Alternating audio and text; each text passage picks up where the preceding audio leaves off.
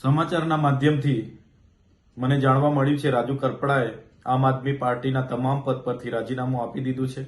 ત્યારે મેં એમને સંપર્ક કરવાનો પ્રયાસ કર્યો પણ એમની સાથે સંપર્ક થયો નથી। હું જ્યાં સુધી રાજુભાઈને ઓળખું છું ત્યાં સુધી એ ખેડૂતોના મજબૂત નેતા છે। આમ આદમી પાર્ટીમાં રહીને ખેડૂતોના ન્યાય માટે અનેક લડતો એમણે લડી છે।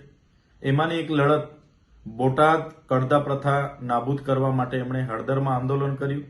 એ દરમિયાન એમને 100 દિવસથી પણ વધારે જેલમાં પણ રહેવું પડ્યું। ત્યારે આ ભાજપ સરકારની નીતિ રહી છે કોઈ પણ વિપક્ષના નેતાને ડરાવવાનું, ધમકાવવાનું, દબાવીને કઈ રીતના એમના તરફે લઈ જવું, કઈ રીતના આંદોલનને દબાવી દેવું, આંદોલનને તોડી દેવું, એ જ નીતિનો ઉપયોગ એમણે આ વખતે રાજુભાઈ કરપડા પર પણ કર્યો છે। જેના વશ થઈને રાજુભાઈ કરપડાએ રાજીનામું ધર્યું હશે એવું મને લાગી રહ્યું છે। જે પ્રકારે આમ આદમી પાર્ટીએ પૂરા ગુજરાતમાં ખેડૂતોની સાથે રહીને જે લડત આખી ઊભી કરી છે, એ લડત આજે પણ આમ આદમી પાર્ટી લડે છે અને આવનારા દિવસોમાં પણ લડવા માટે આમ આદમી પાર્ટી કટિબદ્ધ છે।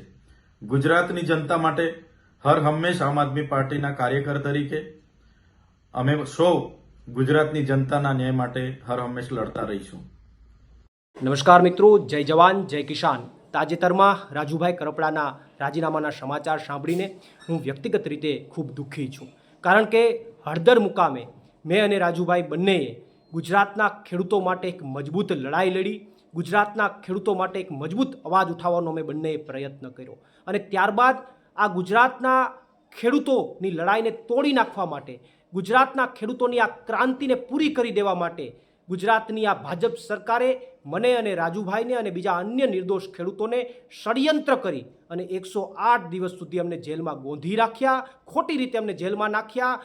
જેલમાં પણ આ ભાજપની સરકારે અમને યાતનાઓ આપવામાં કંઈ બાકી ન રાખ્યું, અમને હેરાન કરવામાં કંઈ બાકી ન રાખ્યા, અમારી ઉપર પ્રેશર બનાવવામાં પણ આ ભાજપની સરકારે કંઈ બાકી ન રાખ્યું અને એટલા માટે મને શંકા છે કે બીજેપીની આ પ્રેશર ટેકનિકના કારણે ક્યાંક અને ક્યાંક રાજુભાઈએ રાજીનામું આપ્યું હોય એવી મને શંકા છે। પરંતુ હજુ પણ અમારા પાર્ટીના તમામ નેતાઓ અને મારે પણ રાજુભાઈ કરપડા સાથે વાત થઈ નથી। અમે એમની સાથે જ્યારે વાત કરીશું ત્યારે અમને ચોક્કસથી યોગ્ય કારણ જાણવા મળશે અને જ્યારે યોગ્ય કારણ જાણવા મળશે ત્યારે ચોક્કસથી અમે ગુજરાતની જનતા સામે એ યોગ્ય કારણ મૂકીશું।